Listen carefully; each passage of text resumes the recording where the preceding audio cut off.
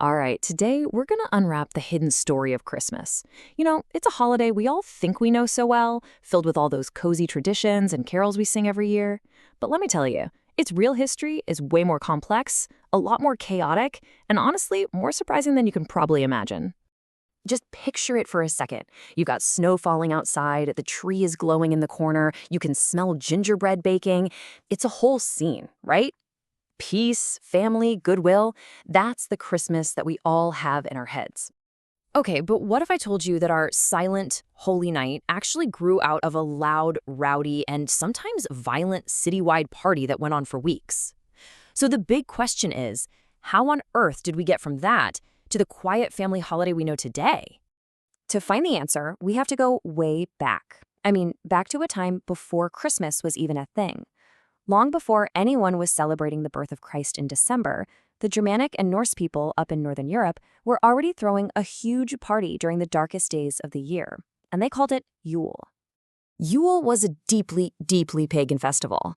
This wasn't about a silent night at all. It was about getting through the longest, coldest night of the year and trying to coax the sun to come back. It was this big, loud, life-affirming bash in the middle of all that darkness. And when I say loud, I really mean it. The Old Norse Yule feast was intense.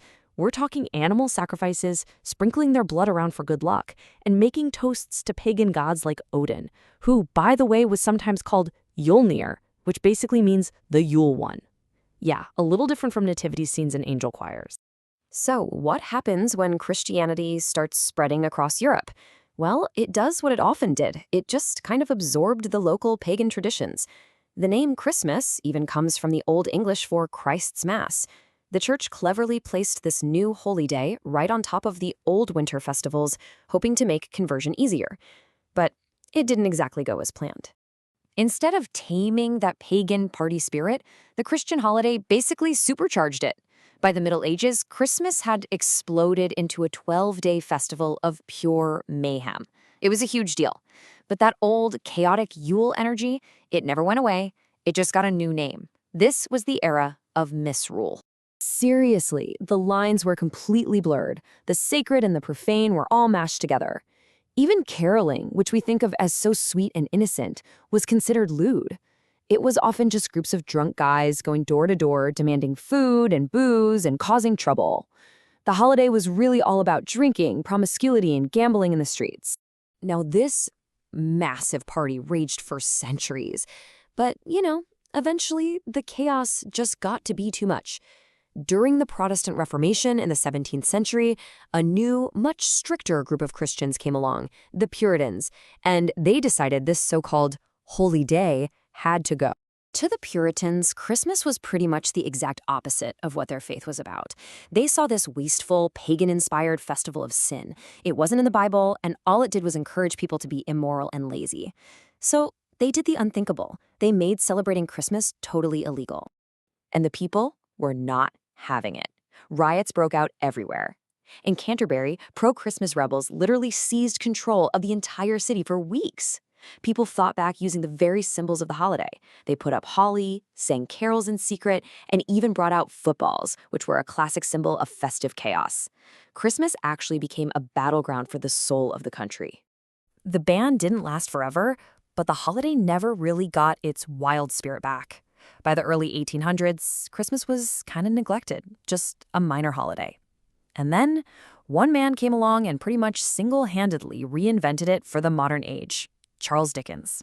With his little book, A Christmas Carol, Dickens didn't just write a ghost story. He basically gave everyone a whole new vision for what Christmas could be.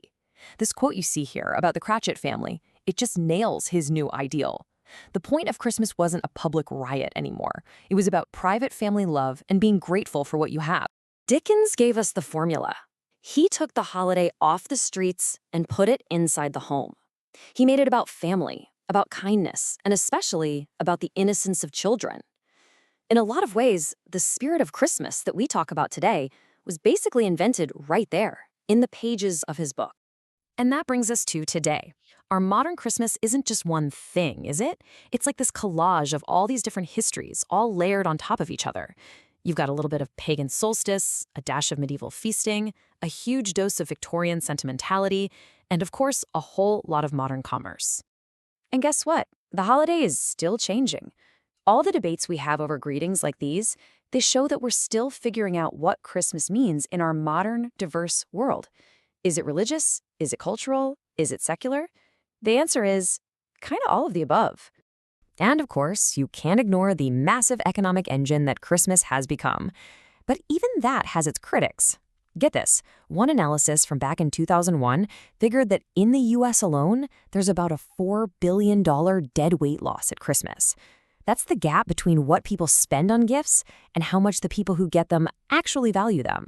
Just think of it as the total value of all the unwanted socks and sweaters under the tree. So when you look at the whole story, from a bloody pagan ritual, to a citywide riot, to a banned holiday, and finally to a quiet family gathering, you realize Christmas has never been just one thing. It's always been changing, always adapting, and always reflecting the culture around it. Which really leaves us with one last big question. What on earth will Christmas look like 200 years from now?